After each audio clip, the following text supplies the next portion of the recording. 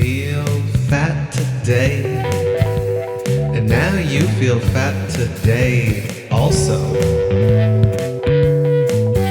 You're welcome. And now there's a podcast. Welcome to I Feel Fat Today, the show where we dispel diet myths, see what's new in diet culture, and investigate your relationship with food. I'm your host, Kelly Taylor. Thank you so much for joining me.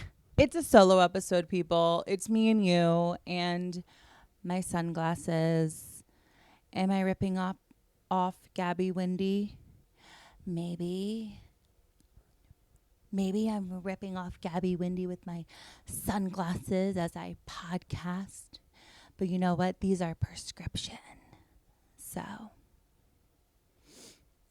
no, in reality, I just really couldn't get it together and do my makeup. So I said, you know what?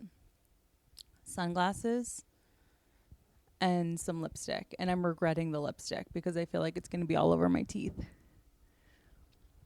That's just the vibe for today's show. Okay, let's get into it. I'm so excited to chill with everybody here because I feel like it's been a minute since we checked in. I feel like the episodes lately have just been going straight into it with the guests, which have been phenomenal guests. I hope you've been enjoying it. But yeah, for today, it's just you and I this week. Before we get into the fun stuff, which, boy, is there a lot of fun stuff to get into. We follow us on social media at I Feel Fat Today. I am clipping out the show finally. So now you can get micro doses of I Feel Fat Today. Think of it as like, I don't want to say low-cal sweet treats, but like tasting samples of the podcast. I'm clipping out the episodes there. And you can follow me on Instagram as well at Hello, This Is Kelly. Get my follower count up. It helps me. If you discovered me somehow, get in on the ground level. You can say I followed her before she was anywhere near 10K. And subscribe to us on YouTube where we have full video episodes just like the very one that you're listening to right now. Head over there, subscribe. You'll be notified every week when there's a new episode. And yeah, another great thing to do. It's following and subscribing and leaving reviews are all wonderful ways to support the people that you enjoy for free. And free is my favorite thing. After you've subscribed on YouTube, head over to Apple Podcasts where you can leave us a 5-star review. Leave us a review. Let the people know that you like the show. Again, easy to do. Probably takes 2 seconds. And yeah, it'll be great. Where to begin? So many great things to talk about. Really wish I could have gotten this recorded and out last week, but it just so goes. It couldn't happen. So I appreciate everybody's patience with me. First things first, at the top of the show, I'm going to brag a little bit, but it's my show, so I get to. This week, or last week, by the time this comes out, I hit 50 Pure Barre classes. I am officially in the 50 club. And wow, does that feel amazing. And if you've been a longtime listener of this show, you may have caught on to the fact that I have a very complicated relationship to exercise. And I don't even know how I got there, but it just was one day after Thanksgiving. I didn't go home for Thanksgiving. Joe and I stayed in our apartment, which was so nice. And I had recently started at the job I'm at now. And, you know, kind of in November was the first month. So you're kind of getting acquainted to everything. And I was about 2 weeks into this job and they were like, oh, you can sign up through WellHub through being employed here. So I did. And I was just taking a look at the various studios and what the app had to offer. And it was the day after Thanksgiving, or no, it was Thanksgiving evening. We were home. I was just chilling on the couch, doing what I do, staying up way too late. And I saw Pure Barre. Like there was a Pure Barre studio close to where I live. And I thought, I don't know, maybe I can do that. I feel like I've seen this come up on my TikTok feed every now and again. So I just spent the whole night, like I probably stayed up till 4 a.m. just researching everything that I could find about Pure Barre, and is it inclusive for everybody? Can you go from not exercising at all to all of a sudden going? And I ran through all the different scenarios in my mind, and finally, before I went to bed, I said, "You know what? I'm going to book this class even though I'm scared, even though I think I'm going to hate this. I'm just going to do it." And then that day, that Friday, I went and I had the hardest time ever. It was so hard.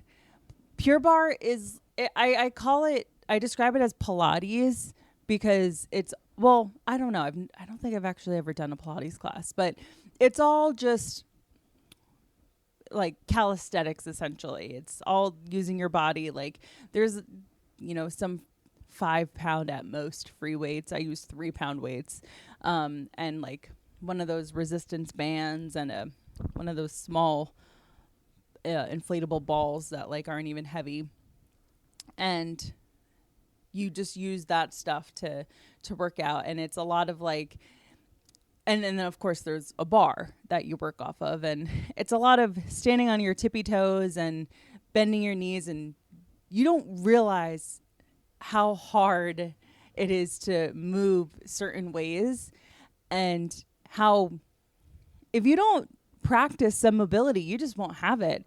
And that was my biggest takeaway from the first class was, wow, like, yeah, of course my stamina was low. Like the literal first 30 seconds of the class, I thought like, there's no way I'm going to be able to survive this. Like I can't do it. But the thing beyond the stamina that was, I found so difficult was just like the inability to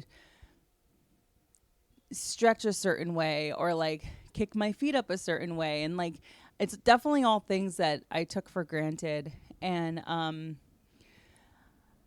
I think that taking that like leap to decide to do something really scary and out of my comfort zone with the knowingness that like I just have to do it once and then I never have to do it again was the impetus to like help me figure out what movement I like. Because then after I did that, I was like, okay, well, if I made it through this like really difficult thing in an environment I'm really uncomfortable in, I can try other things. So I tried a cycling class and I found a yoga studio that I really like and that I still frequent sometimes. And I found like a dance cardio studio that if I, get sick of bar and want to change it up and go there, I can. And it kind of like opened up this whole world of possibilities as far as like what exercise, if I want to be really mindful about having movement that's beyond just going for long walks, which was my exercise for a long time, which is great exercise. And I stand by it. I wanted to up the intensity out of nowhere. And this is the longest I've ever been committed to exercise in the longest time. And I 100% attribute my ability to stick with being consistent with going to bar class for the past 4 months with the fact that I took weight loss out of it. And I feel like people say that and they don't really mean it. I 100% mean it.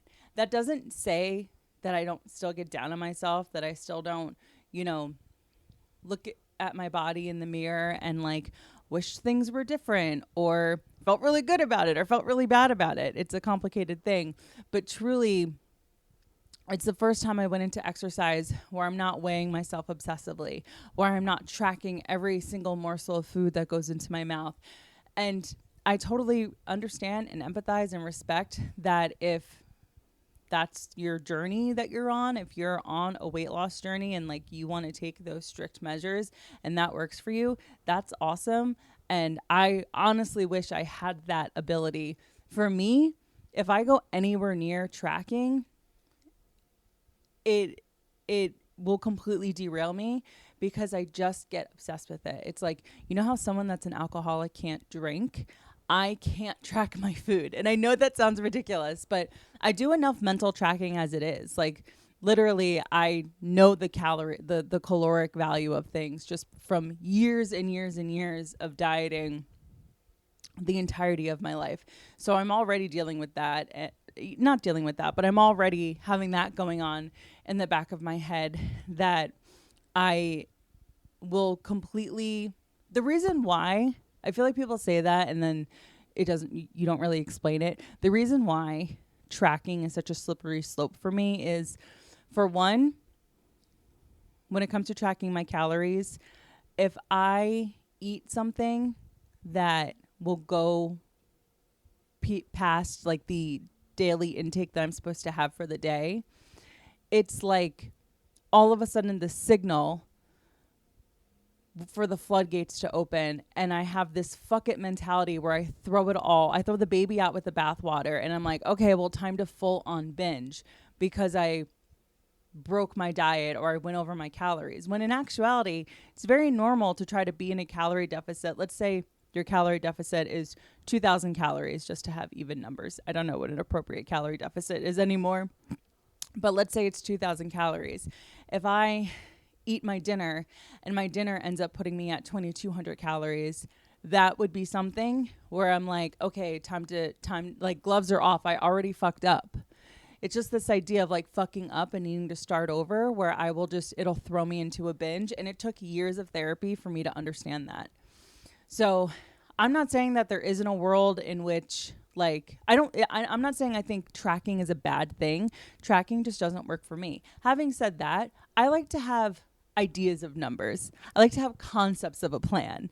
So for me, I was eating in the mornings just because I got into the habit of it, of creating these like yogurt parfait bowls. And I got curious about the caloric value because sometimes I would eat the bowl after not measuring anything and be full. And other times I'd be more hungry. So I thought, oh, my measurements are probably all over the place with this. Like, let me try to follow the serving sizes on the back of these individual things, like, you know, the granola, the Greek yogurt, the honey, the whatever. And let me see what the measurements should be. And I happen to have a food scale in the house I've lived in the same apartment for 10 years. So there's a lot of remnants of diets, you know, ghosts of diets past. And I pulled out the scale and I just measured everything and was able to determine how many calories my breakfast was. I'm comfortable having that information. Like, that is not something that's going to send me down into a spiral, because I'm not saying, okay, breakfast is 400 calories, and so that means for the rest of the day I have X amount of calories. If that works for you, that's great. Maybe I'll get to a place where I can do that, but I'm not interested in doing that because I feel good. I feel stronger. Now when I flex, even though you can't see muscle definition, you can definitely feel it in my arm, and like, oh, I feel taller. I feel like I'm stronger, and it's all about aura. It's all about aura. And yeah, the other thing I was going to say was I definitely, and I don't think I'll ever get to a place where I'm tracking my weight aside from like the occasional check-in at the doctor's office. I definitely can't track my weight because there have been times, I'm not going to lie, I have a scale in this house, again, from ghosts of diets past. And there will be times where like I get home from a workout and I am feeling good. I'm feeling like a skinny legend. And I get on the scale and I've gained a pound. And it's just like, I want to cry. I want to cry. I want to throw everything away and I want to quit and I want to never step into another workout class for as long as I live, because I am just flooded with these feelings of what does it fucking matter? And luckily I've gotten to a place in my life where through therapy, I've moved past that a great deal. And was able to move through that and realize, I don't know, let me check my app as to when I'm getting my period. Maybe that has a bearing on what's happening on the scale. Maybe I drank a lot of water in class, or maybe I gained a full fat pound, and that's also fine. Because you know what? I'm still scheduled to go to bar class later that week because I go 3 days a week, those are like my non-negotiable days in which I then negotiate with myself a lot where it matters or where it's warranted, I should say. So it's not all or nothing. And I'm only talking about this on the show because, well, for one, it's my show and I can. But if you're somebody that's listening and is afraid or not wanting to get into some kind of workout routine, my advice, don't do it for losing weight. Don't do it because you think it's going to be your path to finally having the body that you want. I think for me, it was my path of finally feeling like the way I wanted to feel. And knowing that when the goal is thinness, I am setting myself up for failure. And yeah, that's what I have to say about that. Got to 50. My goal for the year is 100. I'm well on my way. And there's just something about having achievable goals that make you feel like not a piece of garbage. Okay, moving on. Speaking of being a skinny legend, I touched on it last week in my intro, but not really. For April Fools, I decided to play a dirty, nasty prank. At the time of this coming out, it'll be 11 days ago now. But I posted a prank about that I was going to change the name of my podcast from I Feel Fat Today to I Feel Skinny Today. And it's a post-weight loss surgery podcast. And I have to say, I wondered why it was so believable. I don't think that the absolute earnest caption that I wrote helped at all. It was earnest in the beginning as far as, I wanted to create a show that my 16-year-old self could have. But the whole bit's about, only loving myself if I'm in my thinnest form. That was all a joke. And I ended the post with hashtag April Fools. People don't read captions, and that's on me. So yeah, people thought that I was changing the whole concept of the show and the name of the show from I Feel Fat Today to I Feel Skinny Today and talk about having weight loss surgery. I'm not. If I ever have weight loss surgery, you guys will be the first to know. I'll tell you that. Which brings me to my next topic, Remi Bader. We're gonna talk about her. And I have to thank her for inspiring my April Fool's prank because it was so apropos. So Remi Bader, talked about her a lot on the show. I actually, not last week, because last week was my episode with John Hedrick. Listen to it. It's very good. He talks about being a male model. But the week before, because of traveling, I had to put out my very first replay episode. So I recasted a show from the past, from earlier weeks of the show. And I chose the one that I did with Max Spinelli because at the beginning of that episode, I did an intro where I broke down a video that Remi had posted about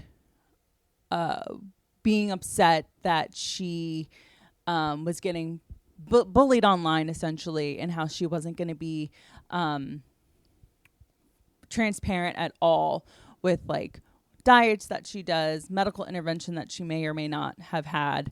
And so I kind of reviewed and broke down that video on the show, and I replayed it 2 weeks ago, the week that Remi went on the Khloe Kardashian podcast and unveiled that she had this weight loss surgery. And so I just have to say a few things about that. If you haven't watched, go back and watch the very beginning of my interview with Max Spinelli. Before I have the interview with him, I break down this video, just me in front of the camera. I break down this Remi Bader TikTok video that she posted in September of 2023. And in that breakdown, I said, you heard it here first, she is going to come out of this skinny and she's probably going to go on Ozempic. Now, I didn't say weight loss surgery, but in my defense, I recorded that when I was on pain meds from 2 root canals that I had at the dentist earlier that week.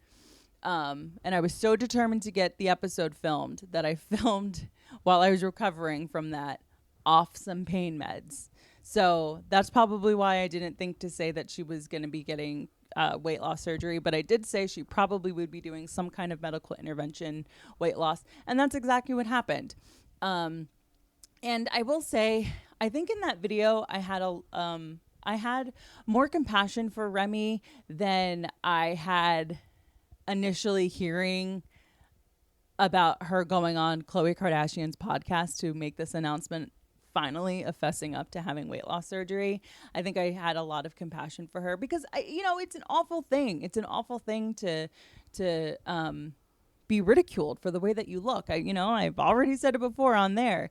And I feel like in this interview she had with Khloe, it was a proper read on my part, of, because she mentioned it in the interview of how it's hard hearing people talk awfully about you. And then it's also hard being kind of in this like weird in between size where you are too big for plus and you're too small for plus, but you're way too big for standard. And each of these communities are telling you that you don't belong. All sentiments I echoed in that episode that I re-released 2 weeks ago.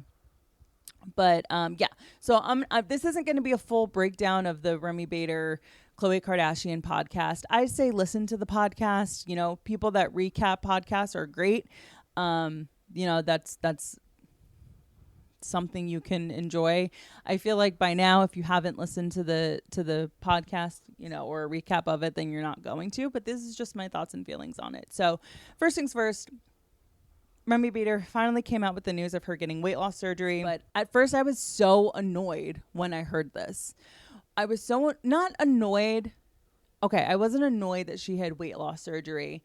I was annoyed at how the information came out because she had been so not even cagey, just straight up not answering people when they would ask about weight loss surgery. She, or not weight loss surgery, but like, hey, what'd you do to lose this weight? You look amazing.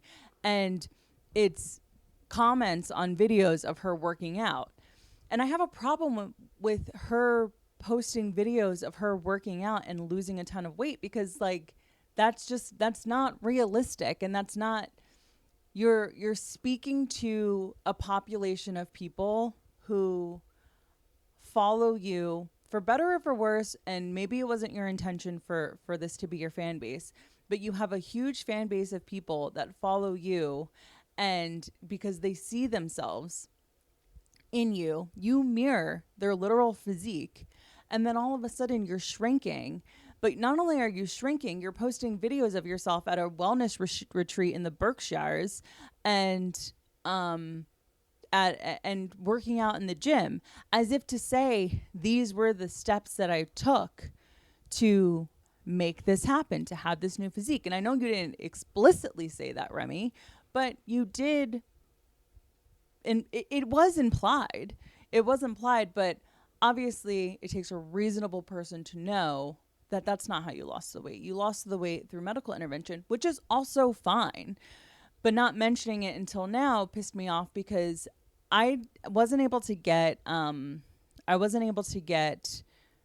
verification of this.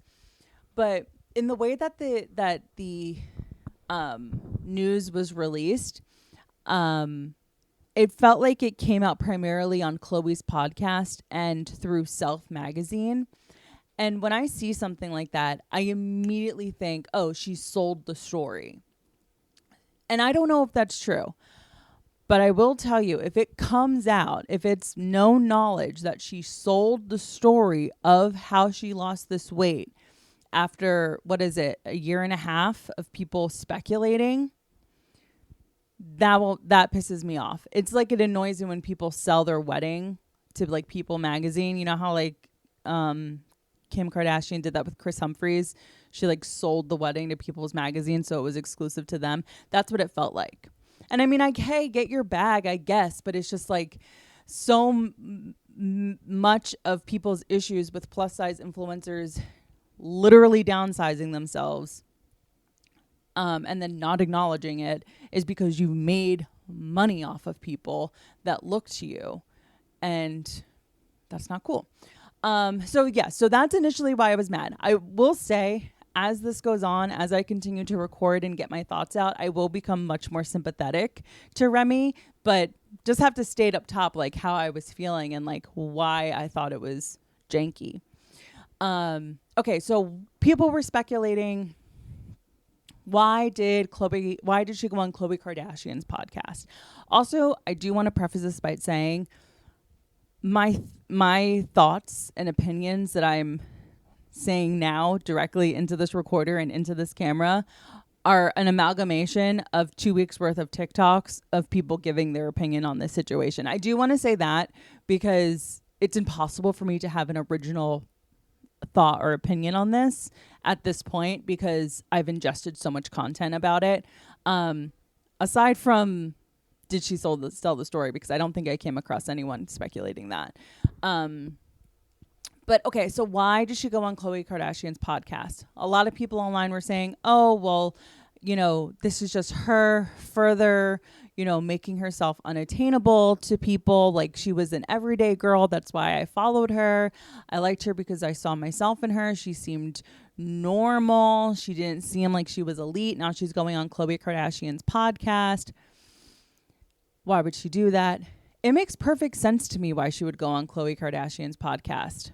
Khloe was the ugly duckling of the Kardashian clan. And Khloe's glow up, or whatever you want to call it, was it was in the news. Everyone was talking about when it looked like Khloe Kardashian got a head transplant. So I think even though, people forget, even though it kind of seems like out of left field for her to go on Khloe Kardashian's podcast, it makes perfect sense why she would do that, because Khloe was publicly scrutinized for going from looking one way to another, and her having to, deal with that.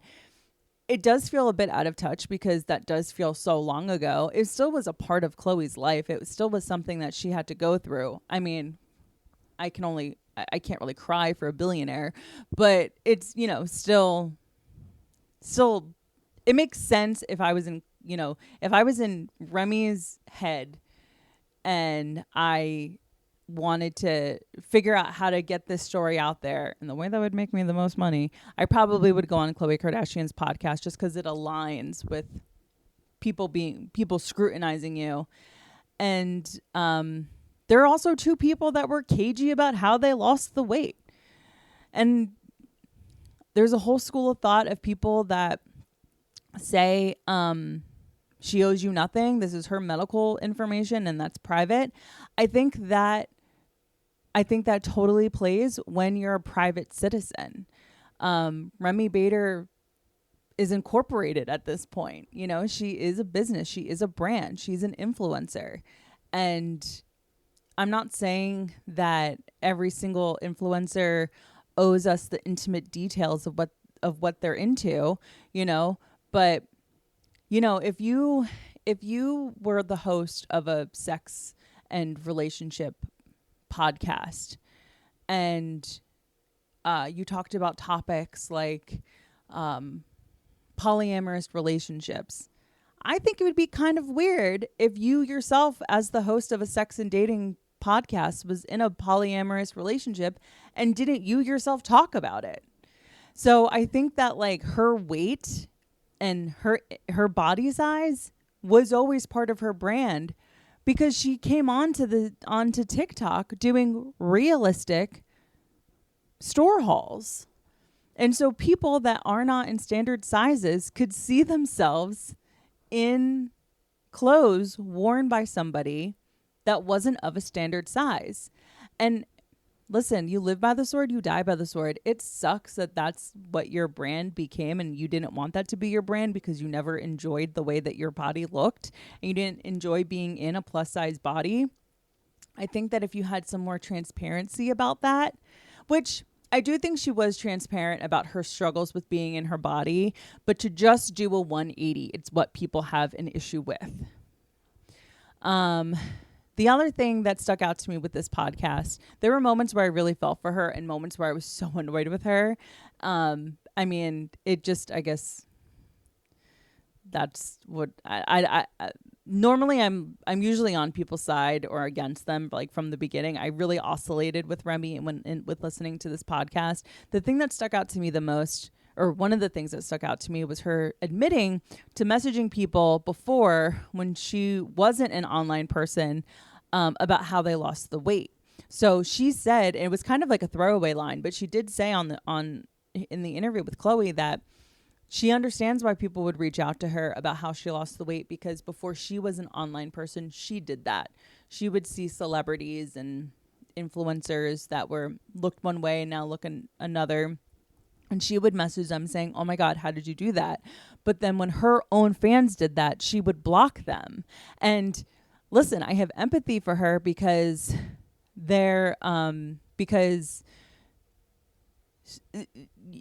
I don't want to see that. Maybe in her mind, she's like, I can't deal with this. Like, maybe she felt weird or conflicted about even doing the surgery to begin with. And so she didn't want to tell people about what she did. And, there's, I'm sure, I don't think Remi went about, getting this weight loss surgery thinking that it would pan out the way that it did.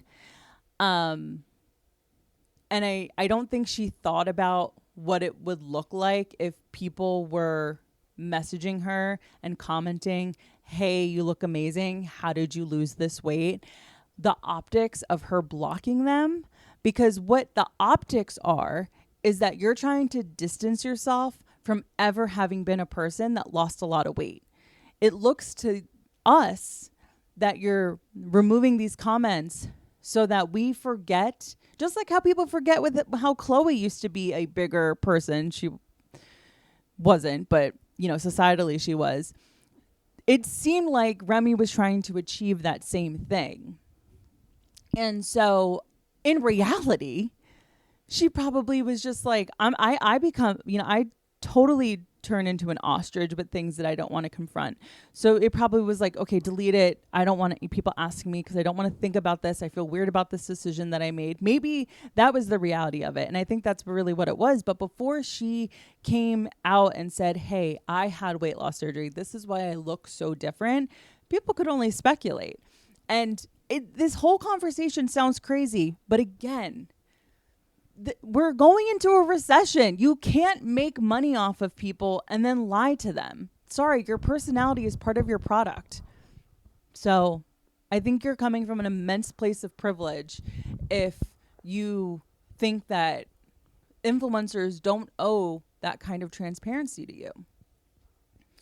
When you made money off of being plus size and paving the way for size inclusion.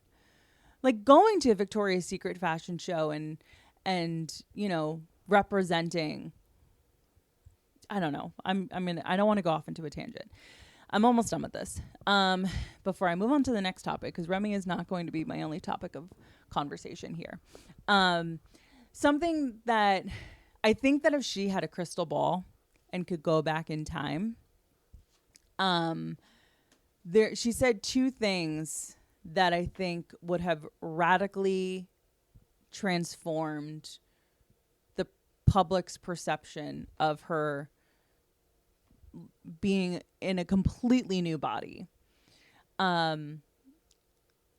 She said that there were, one thing that she pointed out was that there's rules with bariatric surgery. And so she, going in and getting a bariatric surgery, all of a sudden, like, she has to eat a certain kind of meal. Like you're like a baby. You can't get back into solid foods until like a few weeks of having a special like soft food liquid diet, blah, blah, blah, blah, blah. There's so much that goes into bariatric surgery.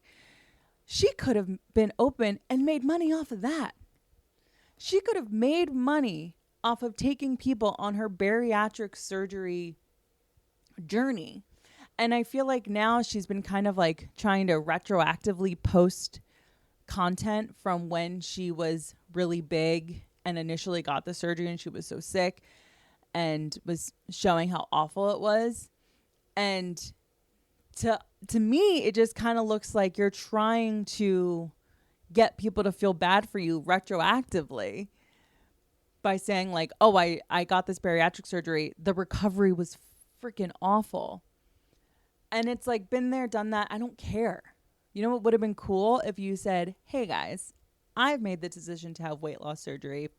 I'm going to take you on this journey with me with what I feel comfortable. I don't want to give you all of the horny details, but I will take you along for the ride, and it can be informational. I'm not a doctor, but this is me, this person, you know, going through this. Maybe you're on a bariatric, you know, journey as well.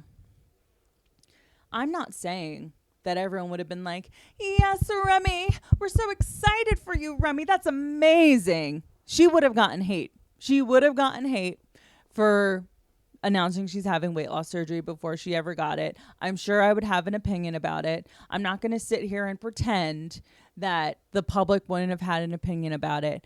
But I can 100% tell you she would have been way better off from a PR standpoint if she had been more upfront and not weird and cagey and deleting comments and all of a sudden popping up in a new body. Than if she had just said, I'm going to do this. And maybe not even take us along for the ride, but still just say, hey, I'm going to be looking different. You know, she did say in her interview with Khloe Kardashian that, like, I didn't know I was going to lose all this weight. Honey, I wasn't born yesterday. I wasn't born yesterday. You can't sit here and say you didn't know you were going to lose 150 pounds, that you loved your curves, that you really wanted to keep them. You got a portion of your stomach cut out. Like, but again, maybe that's her truth. I'm not, you know, I don't want to nitpick, even though I just did. And then the other thing she mentioned was that she was nervous to talk about it because she didn't know how she'd feel in a year about the surgery. Like if she would be happy that she did it, unhappy that she did it. That's the benefit of documenting your journey. You can say, I'm going into this process and I'm expecting to be really happy with losing 10 pounds according to what, you know, you thought the amount of weight you were going to lose. No, I'm just playing. But like you could have said like, I'm excited to lose 100 pounds. And then in a year from then, we could check back in and you could be like, okay, guys, I lost way more weight than I thought. If I knew I was going to lose this much weight, I maybe would have reconsidered the surgery. I feel X, Y, and Z about the surgery now that I'm a year out. I just think that there were so many other ways that she could have played it. And there was one take on TikTok that I thought really hit it on the head. And I'm sure multiple people came across or came up with this point of view, but I heard it from this one person. And I can't remember who it was. It was I forget. If I remember, I will put it in the show notes. And you can go to my TikTok. I think what's my TikTok name? Modern Goth Girl. Maybe I should probably change that to my Instagram name. Hello, this is Kelly. But if you find me on TikTok, I repost a bunch of videos, and I reposted the takes about Remi Bader's this whole thing that I really liked. And the one that stuck out to me the most that I reposted was of this person saying that Remi never wanted to be a plus size influencer because she hated being plus size. And people say that, oh, now she's unrelatable because she's just like Danielle Bernstein. That's because she always wanted to be Danielle Bernstein.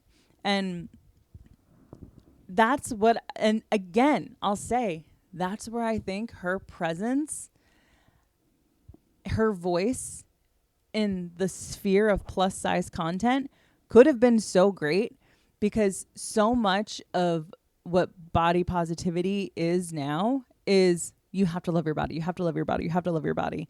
And that's like saying you can manifest winning the lottery. It's like, just think about wanting to win the lottery, and eventually you'll win the lottery. It's like, if I just think about how much I love my body, eventually I'll love my body. It's like, no, that's not the reality of it. It's a much more nuanced, arduous process to be right with the skin that you're in. It's the curse of being in a body. And I think that it could have been awesome if Remi clued us in more. We got hints of it, but it would have been awesome if she clued us in more on like, yeah, I feel a lot of pressure from my family to be thin. Do you know what it's like when if you're listening to this, you probably do, but do you know what it's like to have a family member not like the body that you have? It makes their love feel conditional. So many people experience that. For people where that's not foreign to, it's so validating to see it in other people. And you can, for me, I can see an obvious shift in her relationship with her mother, namely, now that she's thinner. And it's like, okay, Remi, I'm glad your mom's happy, but are you? So, I mean, probably. She's skinny now. Isn't that the dream? Okay, yeah, so that's my thoughts on feelings on that. I will say I have a lot of empathy for Remi. I'm not going to block her.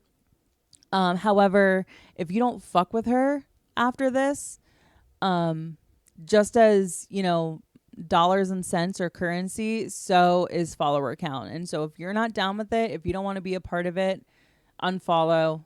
It's, how they say vote with your dollar, create content that people take in with who you follow. And so that's the best way you can protect your peace, is if you unfollow creators that don't serve you. Okay. One more thing I'll say about this before I move into my next topic, which I'm so excited to speak on. And I hope to speak on this at greater length, maybe with having an interview with someone on the podcast that wants to talk about this with me, because I can only spout my thoughts into the camera for so long. But something you are going to see moving forward on the internet is radical transparency from influencers. Influencers saw the backlash that Remi got of coming out with work that she had done. And now you are going to know about every nip, about every tuck. You are going to know about the dark and dirtiness behind people's social lives. Influencers, we are walking into the era. We are in the era of influencers being incredibly, incredibly transparent.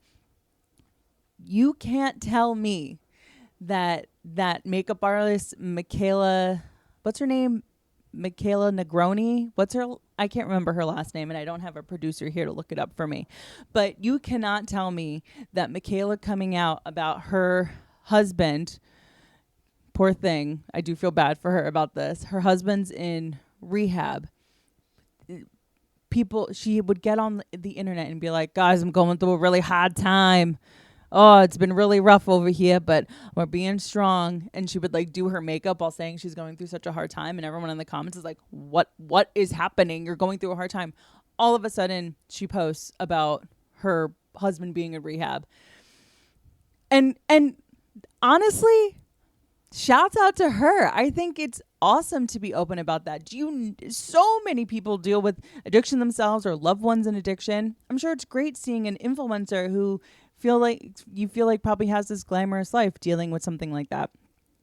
But she's also a businesswoman at the end of the day, and you can't tell me that the two things aren't related. God bless her. I hope everything is well with her and her family. But yeah, you're going to see radical transparency. Tell me why the second Remi Bader came out with weight loss surgery, all of a sudden I'm seeing, Brooke Schofield on TikTok with her face all hatchet up because she got upper bluff surgery that she didn't need on her eyes. That's going to be the future of influencers. They are going to be in your face, letting you know about all the skeletons, all the dirty secrets, everything. You're going to see it a lot more until the wave goes back down to everything being secret and exclusionary. All right, so that's my thoughts and feelings on that. We're about 40 minutes in, a little over 40 minutes. Okay, I have one more topic to discuss in the rest of the time of this episode that I've been so excited to talk about. I did some research, and again, like I said, I would love to talk about this with someone that's as invested in this channel of the internet as I am.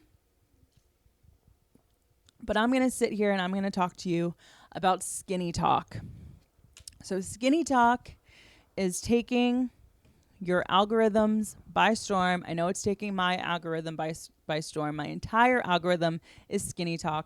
If you don't know what SkinnyTok is, it is a lane of TikTok where people talk about how awesome it is to be skinny, and they give tips and tricks and motivation to be as skinny as possible. Now, lots of opinions on SkinnyTok out there, as if it's a good thing, if it's a bad thing, where do you stand on it? Public opinion, general public opinion, will say that SkinnyTok is very reminiscent of the ED Tumblr era. And I even go as far back to MySpace ED pages that not infantilized, sensationalized being thin and gave you tips on how to go about having an eating disorder in the best way possible. Some of the key players in SkinnyTok are Liv Schmidt.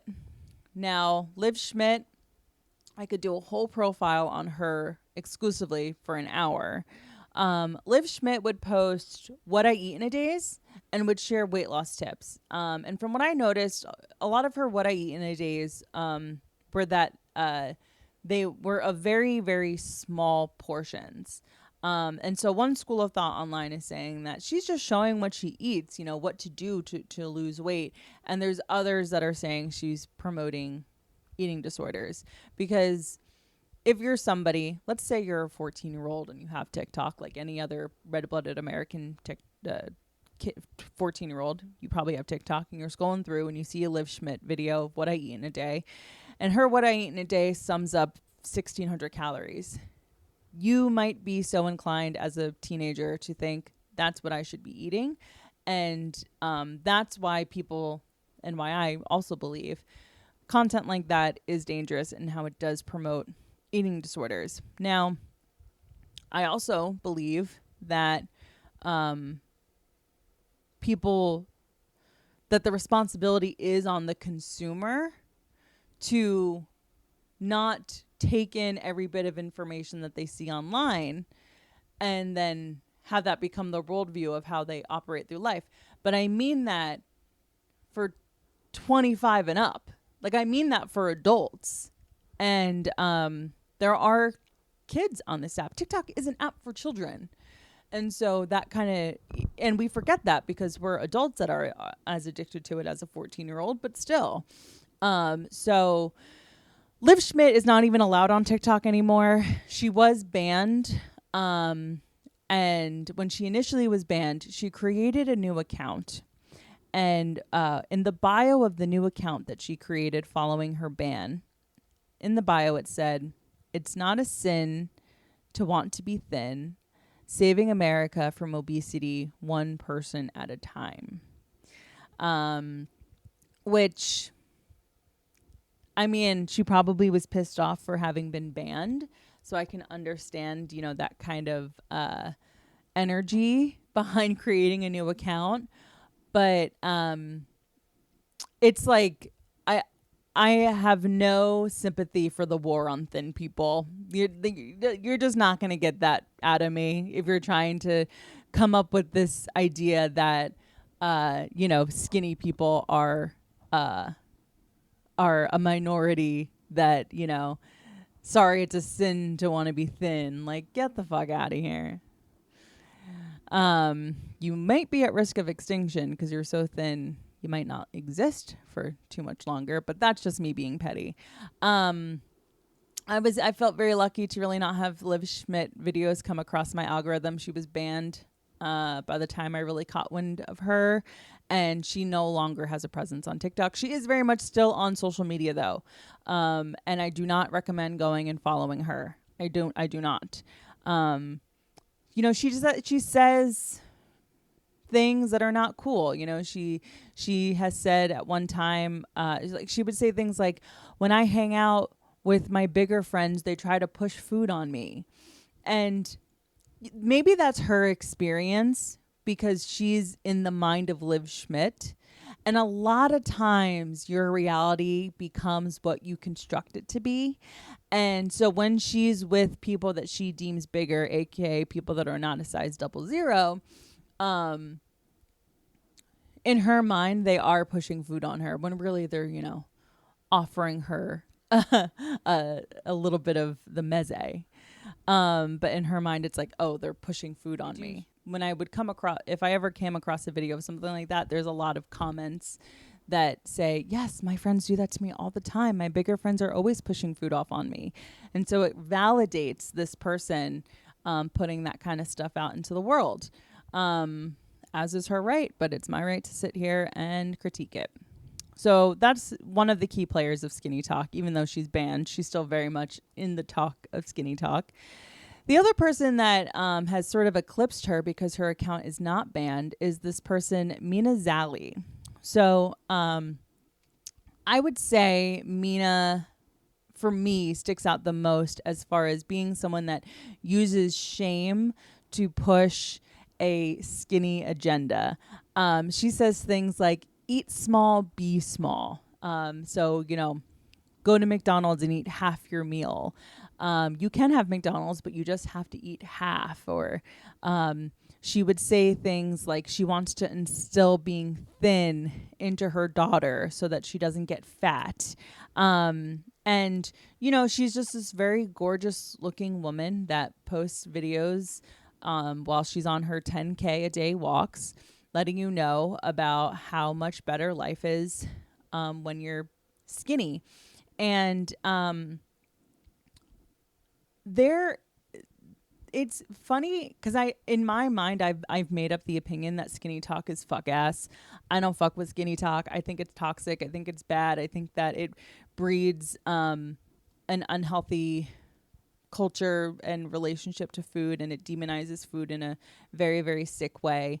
But there is not now, but when I first was like seeing these videos come up on my feed a lot of people talking about SkinnyTok, there was a part of me that thought like, oh, well, they kind of do have a point. Like, my life living in a thinner body has always been easier than my life in a bigger body, and people do treat me better and da.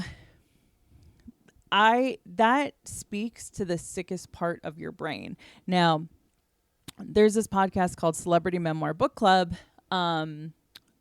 where they a clip of their podcast came up on my feed, and I thought they nailed what is so fucked up about SkinnyTok. And so I kind of want to like summarize that for you because this wouldn't be an original thought, but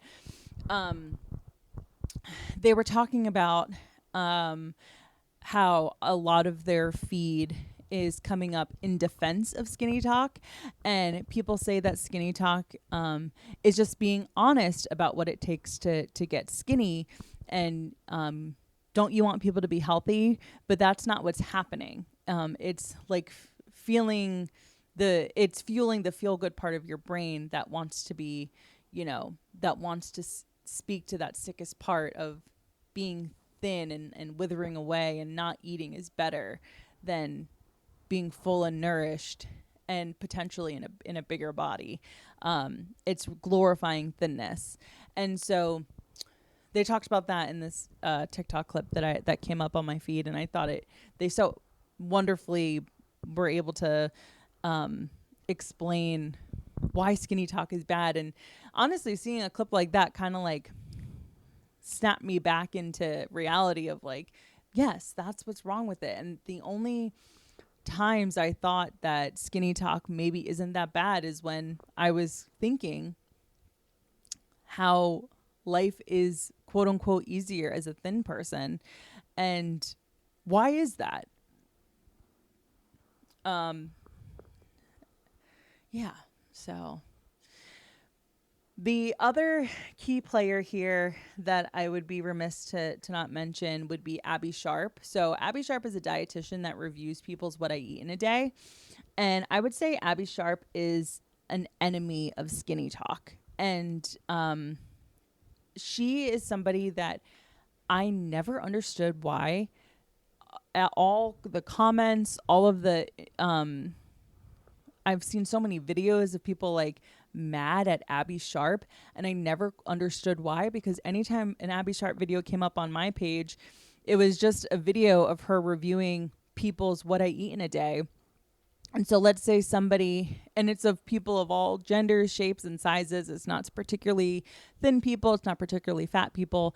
Abby will review like someone doing a what I eat in a day, and they're like, I start off my day at Dunkin' Donuts, and I got hash browns and a coffee.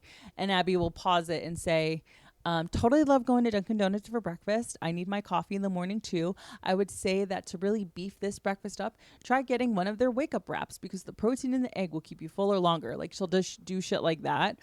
And I think that it's cool having a registered dietitian, someone that is a professional in the field, unlike fucking Liv Schmidt or Mina Zali, coming on and kind of almost being like a guidepost in this, like, when you're waiting the shit of online content, kind of having like a buoy be like, hey, over here, you know, to be a, not a guiding light, but to kind of be like a check and balance of that. You may have saw the original what I eat in a day, but this is what I eat in a day reviewed by Abby Sharp. And she's able to kind of point out the things that are good or bad, or however you want to call it, of someone's what I eat in a day. And I think it's very telling that a community of people on SkinnyTok don't like Abby Sharp, because it's really uncomfortable having somebody call you on your bullshit. And question your personal status quo and what you're comfortable with. But Abby's amazing. I really like her. I would love to interview her one day. She's really cool. I would say definitely check out her page. But yeah, so that's a little bit of a look at SkinnyTok. And you know, if you're somebody that enjoys perusing the web, like as I do, who doesn't? What? If you're somebody that enjoys perusing the web, of course you do. As do I.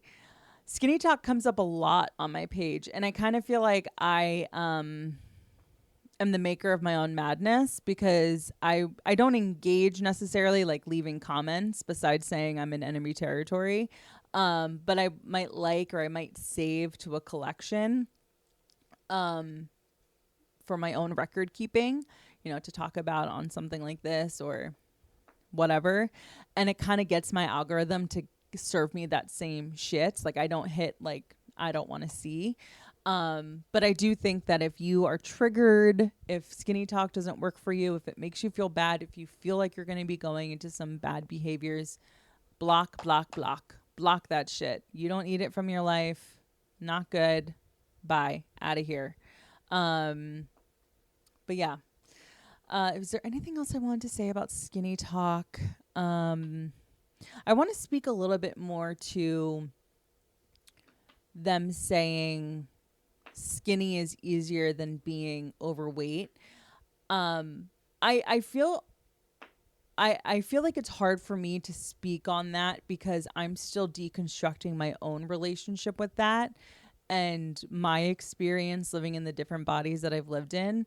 You know, is it easier to be skinny, or is it easier to be fat? I mean, I would say it's commonplace to say that being thinner is easier societally, but it's not easier when you're obsessed with every morsel of food you're putting in your mouth. It's not easier when you're obsessed with making sure you had a hard enough workout. So like, yeah, it might be easier, quote easier for you to be treated like a human being in this world, but it's not at all easier to exist as a person when you are obsessed with being thin. That's what I'll say about that.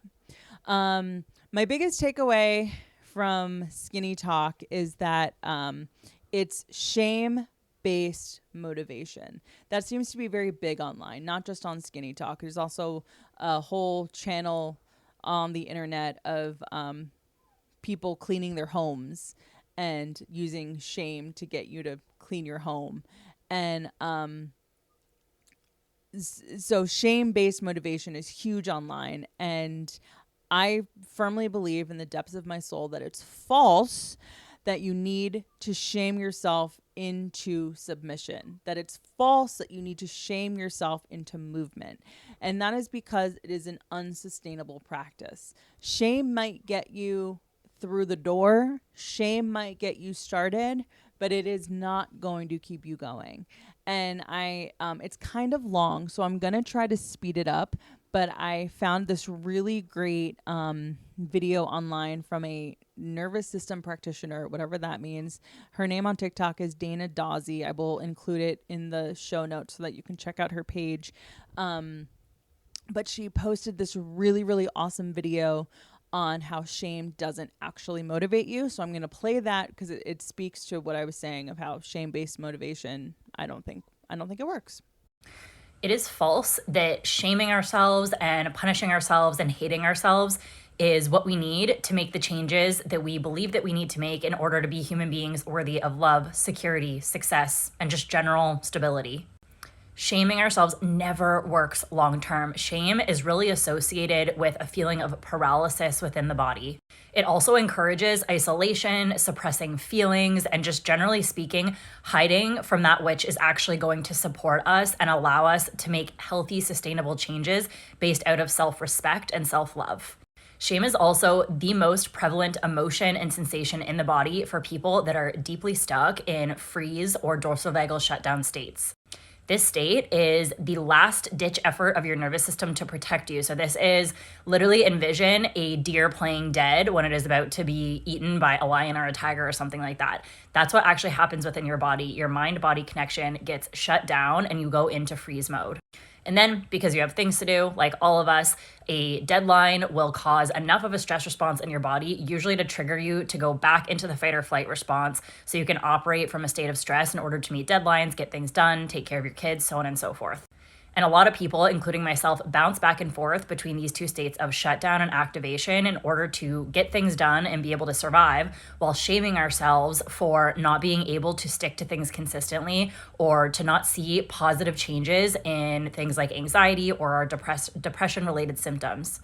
And this is because when we continue to use shame and self-hate, we are further adding weight to our nervous system and to something called our allostatic load. And your allostatic load is the total weight, emotional, physiological, that your body is carrying, that is the accumulation of all of your life and all of the stressful and traumatic events of your life. The allostatic load in and of itself is not a bad thing, but it's when the load is too great for your nervous system to carry or hold at any one time in a healthy way that these, what we consider unhealthy or harmful behaviors that are coping mechanisms, have to start to develop in order to make it at least somewhat bearable for you to even exist within your own body. And inevitably, this leads us to further hating ourselves, to shaming ourselves, and for not only feeling bad because we have anxiety, but then feeling shame about the fact that we have anxiety. So in order to actually see real sustainable changes out of self-respect, we first have to go to the emotional root, which is how you feel about how you feel, which represents how you feel about yourself. What we can do there is start de-shaming. So start to actually lift the weight of shame from your body. And this newly liberated energy can then be used to just overall heal your body and be used to enjoy life. Watch my 90-minute workshop on nervous system mapping to begin this de-shaming process in your own life. Yeah, so I thought that was a very educational and informative video on why shame doesn't work and how it's an unsustainable practice. And there was something that Dana mentioned that I completely relate to, where something like a deadline will have you jump back into activate mode, and that's why you kind of isolate between the two states. And I always say, like, pressure makes a diamond. Like, I'm always working on a deadline, and my deadlines are always extremely tight. And that's part, and it's a cycle I've been trying to get out of for the entirety of my life, because I do use absolute crunch times, last minute, as a motivator. I've done it the entirety of my life. I've never once started a project early and given myself time to be like, yeah, that's already done. No, I've always stayed up the whole night before getting things done since elementary school. So it's not exactly something that you can break a habit of relatively quickly. Yeah. So go follow her. I think that if you're interested in seeing how you can get motivated without having to shame yourself into submission, that could be a great resource. My final thought on all of this is that body positivity is not a scam, as SkinnyTok would like to have you believe. Body positivity is the understanding that your body is not something you should live in shame of. So if you're somebody that has taken on a lot of content from SkinnyTok or just the world, and it has you believing that body positivity is a scam, it's because people have an inaccurate view of what body positivity is. Body positivity is not feeling elated about your body size even though you feel like garbage. If you're an unhealthy person, you're gonna feel like shit. And body positivity is not here to tell you, yeah, you look great and you feel fine. No. But if you happen to inhibit a bigger body and you feel good and you know that you're healthy and you're living a great life, body positivity is just giving you the permission to feel like it's okay to exist as a person and not stop yourself. So much of my life has been me saying, when I lose weight, when this happens for me, I'll be able to do X, Y, and Z. That's part of why I didn't get into an exercise routine that I so very much wanted, because I thought, oh, well, when I look a certain way, I'll be able to do it. If I had that mentality, I wouldn't be feeling as good as I do now. And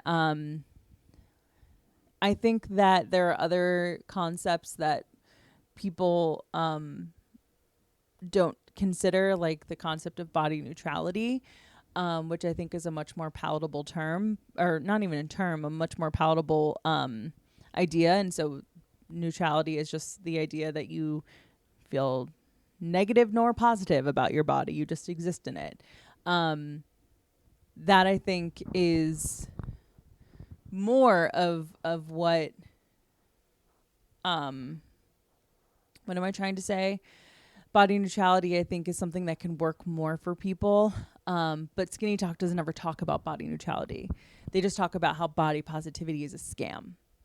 And I think because it's been co-opted by the wrong people and not by, what fat liberation actually started as, which has a whole wealth of history behind it, because of people's misunderstanding of it, they have this opinion that it's a scam. But like I said, final thought, it's the body positivity is the understanding that your body is not something you should live in shame of. And that is what I am going to jump off of here and end the show. Oh, I did have one other thing really quick, just to end on some levity. There's this trend on TikTok where it's like just instrumental music, and it's a photo of somebody, and the text is like, I'm bored. What's your da da da da da da da? And I'm talking about truly chaotic. And so this one is, what's your go-to secret binge growing up with an almond mom? And I don't mean Oreos. What's something you ate that was truly chaotic? And some of the comments, I've the reason why this trend is so popular is because it's very short form videos. It'll be like a 15-second video that just plays over and over again while you're reading the comments. So it gets a ton of views, and that's, it kind of shoots up the viewer page. But I'm going to read some of my most favorite comments. So this one said, butter and sugar mixed together on a spoon. I would order Chinese food after school and throw the containers in the woods behind my house. A coffee cup filled with marinara and shredded cheese, microwave for 1 minute with a piece of toast for dipping. 5 calorie per spray salad dressing. I'd literally huddle by the fridge and eat straight balsamic vinaigrette, 1 spray at a time. An entire box of Fiber One brownies, heaps of peanut butter on a spoon with chocolate chips from the baking cabinet on top, croutons, salad toppings of all varieties. She stopped buying croutons. And someone finally commented saying, okay, so we agree almond moms made us secret binge eaters when they weren't around to judge. And I thought that was like it's so funny how like a silly little trend can be so illuminating on something like a really toxic behavior like that. And so when Mina Zali says that she wants to instill thinness, the importance of thinness in her daughter, those comments of what I just read could be the other side of that.